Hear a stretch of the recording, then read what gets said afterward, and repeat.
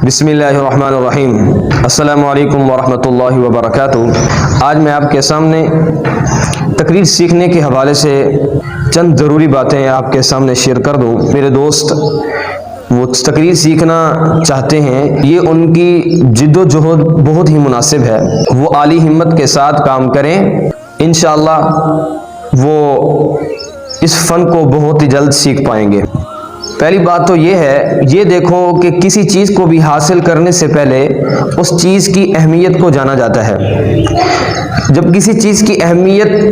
ہمارے دل کے اندر آ جاتی ہے تو وہ چیز ہمارے لیے اس کو حاصل کرنا آسان ہو جاتا ہے۔ کیوں ہم دل سے اس کو، دل کی خوشی سے اس چیز کو حاصل کرتے ہیں تو وہ چیز بہت ہی جلد ہمیں مل جاتی ہے۔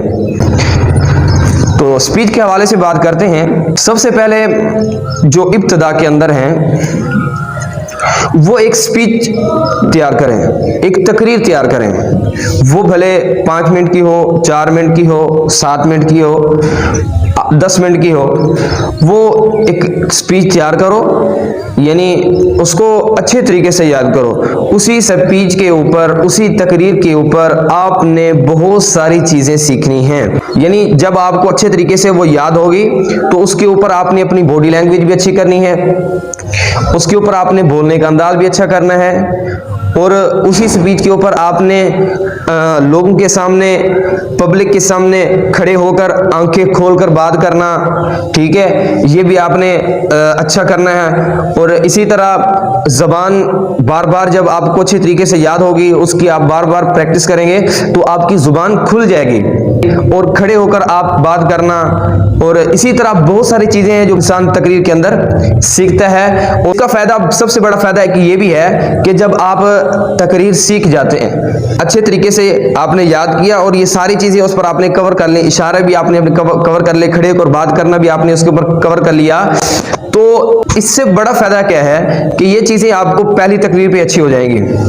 پھر اسی تقریر کو بار بار پریکٹس کریں گے تو یہ تمام چیزیں آپ کی کور ہوتی رہیں گی، زیادہ اچھی ہوتی جائیں گی، اور جب اگلی مرتبہ آپ کوئی اسپیچ تیار کریں گے تو اس کے اوپر صرف آپ کو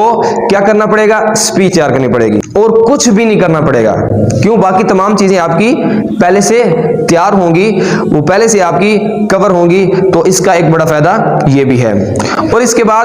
آپ سمجھتے ہیں کہ اب میں پبلک کے سامنے میں بیان نہیں کر سکتا، تو ایک کام یہ کر لیں کہ بند کمرے کے اندر تصور کریں کہ میرے سامنے میرے سامعین بیٹھے ہوئے ہیں، تو کھڑے ہو کر وہ اپنی سپیچ کو 2 مرتبہ، 3 مرتبہ، 4 مرتبہ، اور ہو سکے تو کسی اپنے ٹیچر کو یا کسی اپنے دوست کو بٹھا کر وہ تقریر سناؤ کہ میں اس کے اندر کیا میری کمیاں ہیں وہ مجھے بتاؤ تاکہ میں اس کو صحیح کر سکوں۔ تو ایک طرح نواب مہدی علی خان مرحوم رحمت اللہ علیہ تھے، وہ بھی اسی طرح پریکٹس کیا کرتے تھے، تو وہ اپنے ایک زمانے کے بہت بڑے موٹیویشنل اسپیکر بھی سمجھے جاتے تھے، بہت بڑے مقرر بھی سمجھے جاتے تھے۔ اور جب آپ یہ سیکھ جائیں، یہ کام آپ کو بولنا بھی آ گیا، تو جب یہ کام سیکھ جائیں گے، 4، 5، 10 منٹ کی تقریر رٹے سے آپ نے یاد کی، تو اگلی مرتبہ آہستہ آہستہ آپ جب اپنا مطالعہ بڑھاتے جائیں گے تو آپ کو آدھے گھنٹے کی تقریر بھی آپ آسانی سے کر لیں گے، اور آپ نے گھنٹوں کی تقریریں بھی آپ نے